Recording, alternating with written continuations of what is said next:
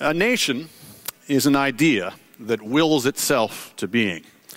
It is both the thought and the mind that thinks it, a sense among a body of people that they share a common destiny, that their lives are tied together in some way, that they are, and ought to be, a nation. A family is bound by blood, a city by place. A nation's bonds, on the other hand, are whatever its people choose. It may be blood, or language, or ideology, or anything, really. A nation is a state of mind. It exists not despite this lack of precise definition, but in a way because of it, as a manifestation of a desire for a more transcendent form of community. Plainly, it fills some void in the human psyche, for in the space of 2 centuries, it has risen to become the highest expression of our political identities. There is a group of people that calls itself a nation. They inhabit a certain territory, ergo the nation-state. At any rate, the mundane reality is that democratic government is more or less impossible without it. People will only consent to be ruled by those they regard as their own. Minorities will agree to be bound by the will of the majority only if in some essential respect they feel themselves to be part of the same community, if they share in that same basic irrational feeling of commonality.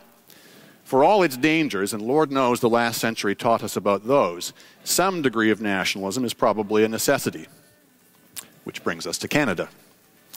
More than most peoples on earth, Canadians have had to conjure their national idea as a deliberate and repeated act of self-definition. One, because Canada, as a New World, polyethnic, bilingual nation, was never endowed with the traditional instruments of national identity, while the historic basis of the majority English Canadian sense of self, the imperial connection, has long since dissolved. And two, because of the ready availability of alternatives. On the one hand, absorption into the commercial and cultural dynamo that is the United States, and on the other, the disintegration of the Federation into smaller units, a trend most evident in Quebec, but by no means limited to that province. The historic dilemma of Canadian nationalism is not that we are an especially unique or complex people. We just have more options. Just as immigrants choose to come to Canada, so Canadians are constantly challenged to choose to be Canadian. A Frenchman does not ask whether he wishes to be French. He is, and that's that. For a Canadian, by contrast, the question would seem to be perpetually in play.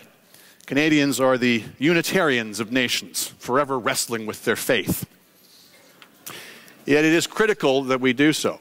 Much of the business of the nation turns upon the definition of the nation, the set of assumptions that bind Canadians to one another. What may seem on the surface to be debates about social policy or trade or resource management, as often as not, turn out to be rooted in a much more fundamental debate over the terms of nationhood.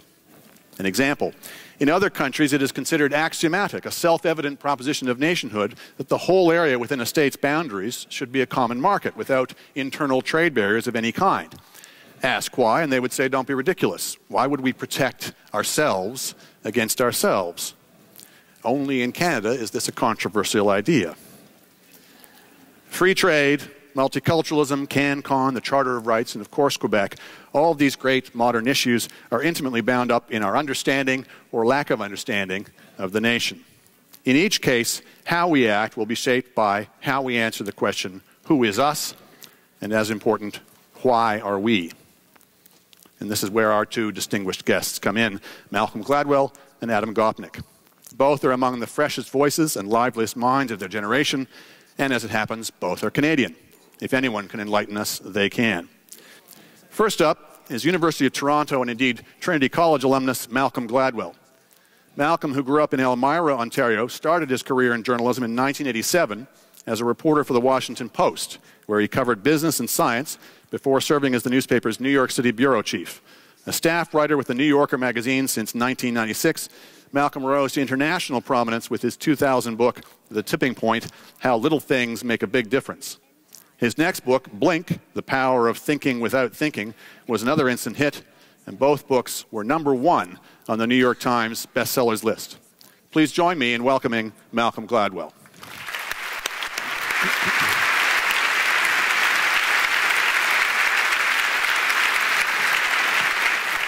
I'd like to introduce Adam Gopnik.